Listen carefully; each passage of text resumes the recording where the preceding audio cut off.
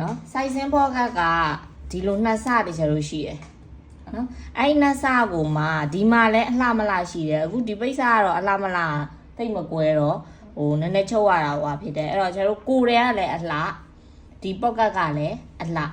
ချင်းလာပူမယ်ပြီးပြီဆိုကျွန်တော်တို့ဒီမှာချုပ်စာဘယ်လောက်ထုတ်ခဲ့လဲ1ချေအဲ့ဆိုရင်ဒီမှာ1ဒီမှာပတ်လည်1ထုတ်ခဲ့တယ်အဲ့တော့ပတ်လည်1ထုတ်ခဲ့တာဖြစ်တဲ့အတွက်ကျွန်တော်တို့ဒီမှာသူ့ရဲ့စုံတဲ့ပွားဒီစုံတဲ့ point နဲ့ကို pocket တက်မဲ့ point ဟုတ်ပြီနော်အဲ့ဒီ point နဲ့ကွက်တီထားမယ်ထားပြီးတော့မှကျတို့ချုပ်တဲ့အခါကျရင်အဲ့ဒီ point ကိုမကြော်ဘူးနော်ပိတ်စကအလှချင်းပူထားတာ base size ဒီအညီပဲ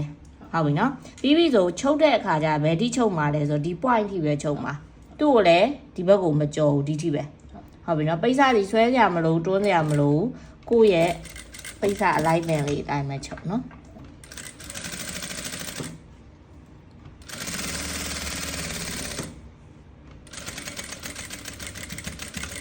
ဒီမှာချီတော့လာ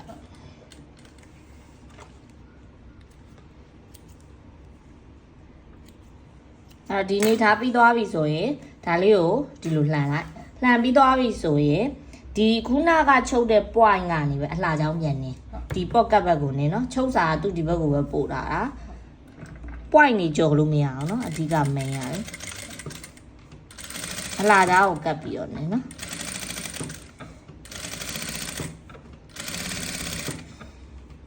အဲ့သူ့ကိုလည်းဒီမှာအဲ့တိုင်းပဲခုနချုပ်ထားတဲ့ point ထိပဲချုပ်နော်ဒီလိုအနေထားချုပ်ပြီးသွားပြီဆိုရင်ဒီကျတော့သူ့ရဲ့ချုပ်စာဒါလေးကိုမြူးလေးပြန့်နေအောင်တိုက်နော်တိုက်ပြီးတော့ဒီလိုလှန်လိုက်လှန်ပြီးသွားပြီဆိုအခုနကချုပ်ခဲ့တဲ့ point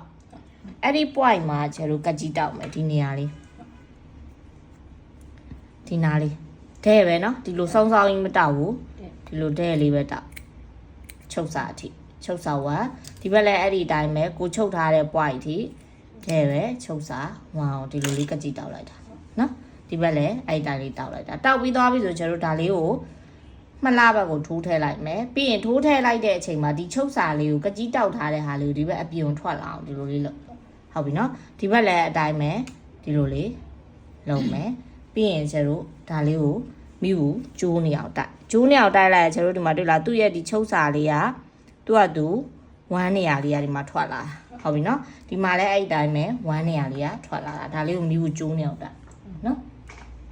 ဟဲ့မိဘူးလေးတော့ကအဲ့တော့ဒီလိုအနေထားလေးဖြစ်သွားပြီမိဘူးတိုက်လာရယ်နော်ပြပြလေးဖြစ်သွားပြီအဲ့တော့ဒီမှာလေဓာတ်ဆက်ကိုအရင်ကြိုမလိုက်တာနဲ့နော်အရင်ကြိုမလိုက်တာနဲ့ကျွန်တော်တို့ဒီ pocket တက်ပြီးပြီဆိုမှလိုက်နော်အဲ့တော့ဒီဟာကိုမလှဘက်ကိုလာလိုက်ကျွန်တော်ဒီအနေထားတိုင်းယူပြီးတော့မှဒီဟာလေးကိုလည်းဒီမှာလာပြီးတော့ကတ်လိုက်မယ်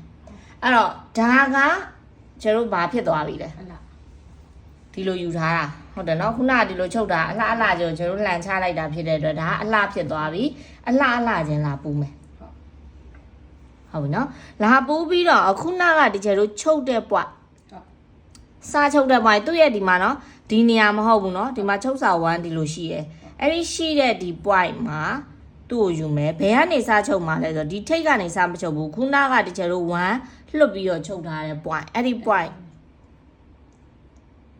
ဒီနေရာဟုတ်ပြီနော်ဒီဘက်ဆိုလဲရောင်းကုနာရှစ်ပင်ကတော့ချုပ်ပဲမပင်ရရှစ်ပင်သူ့ရဲ့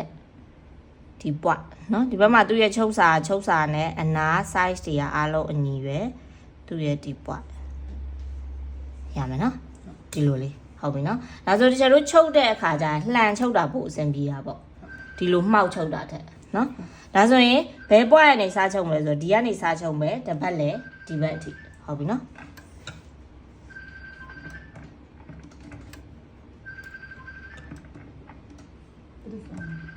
ဗီဒီယိုပေါ်လာအားကျတော့ပတ်လဲချုပ်နော်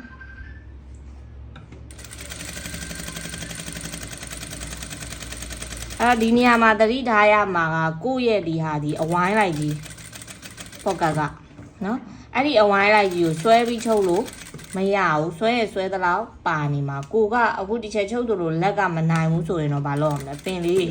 ထိမ့်ပြီးတော့ချုပ်ပေါ့နော်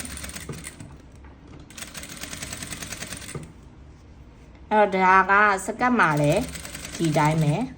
ဘောင်းမီရီမှာလည်းဒီတက်နီးအတိုင်းပဲခေါင်းဝင်နေမှာလည်းဒီတက်နီးအတိုင်းပဲ size ဆင်း pocket နော် size pocket နဲ့မတူဘူးနော်ဒါကချုပ်ရိုးမှာတွဲတဲ့ pocket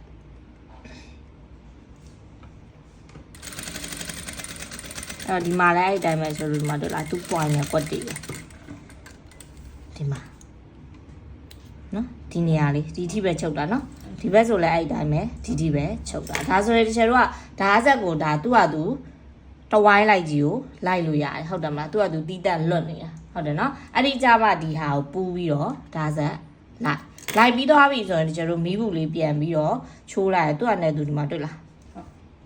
ငကိုချုပ်ယူလေးအတိုင်းပဲဖြစ်သွားပြီအဲ့တော့မှကျတော့နောက်တလွာနဲ့ဘောင်းမီဆိုလဲဘောင်းမီ size တလွာနဲ့လာတွဲဒါလေးကိုလွတ်ပြီးတော့ဒီနောက်ကလေးကိုတချို့တို့ပင်လေးနဲ့ဒီလိုလေးထိုးတာဟုတ်ပြီနော်ချက်ကိုနောက်ချမ်းလိုက်ပြီဒါလေးကိုအနောက်ကလေးနည်းနည်းလေးဒီလိုလေးစုပ်ထားပြီးတော့မှနောက်တလွာနဲ့နောက်ချမ်းတလွာနဲ့ size ချင်းလာပူရင်သူကသူကိုယ့်ရဲ့ချုပ်စာဝမ်းအတိုင်းချုပ်သွားလိုက်အောင်မယ်အဓိက main point ကဒီအောက်ကဟာကြီးကိုတွဲပြီးတော့မချုပ်မိဖို့လိုတယ်နော် pocket ပေါက်ကြီးကိုပိတ်ပြီးတော့လေချုပ်မိလို့တော့မရဘူးပေါ့နော်